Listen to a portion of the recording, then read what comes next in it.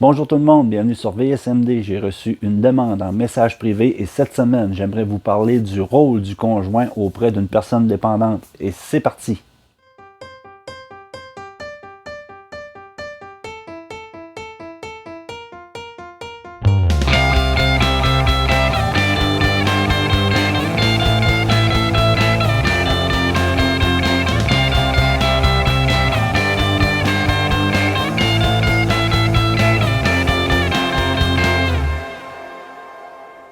Je tiens à souhaiter la bienvenue à ceux qui visitent la chaîne pour la première fois. N'oubliez pas de vous abonner et d'activer les notifications afin d'être averti de la sortie des prochaines vidéos.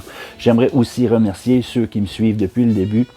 Restez jusqu'à la fin de cette vidéo pour assister à une autre capsule à ne pas prendre au pied de la lettre. Je me nomme Sylvain Autiste, j'ai une dépendance à l'alcool depuis l'âge de 14 ans. Je n'ai aucune formation en toxicomanie ou en psychologie et je ne détiens pas non plus l'ultime vérité. Je veux seulement partager avec vous la façon dont j'ai réussi à m'en sortir. Alors, dans cette vidéo, je vous parlerai du rôle du conjoint auprès d'une personne dépendante. Pour un conjoint qui se demande comment amener une personne dépendante à faire une prise de conscience, il se peut que ce soit une tâche un peu difficile. Seulement aborder le sujet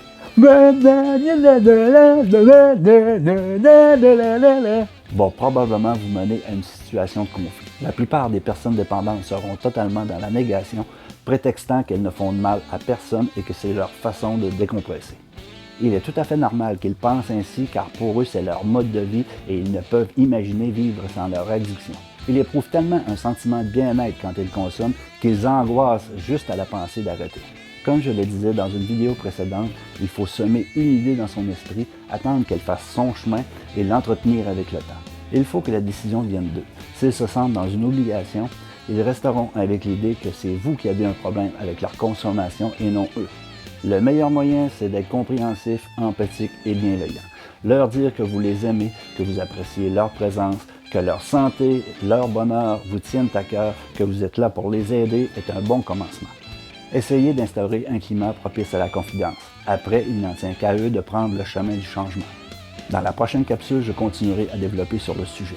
Si vous avez aimé cette vidéo, cliquez j'aime et si vous avez des suggestions, faites-le moi savoir dans les commentaires ou par messagerie complètement confidentielle, c'est-à-dire par mon adresse courriel que j'ai mis en lien dans la...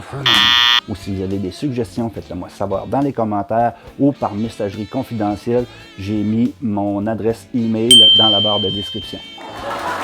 On se laisse sur la capsule à ne pas prendre au pied de la lettre. Alors portez-vous bien et à la prochaine. Ciao!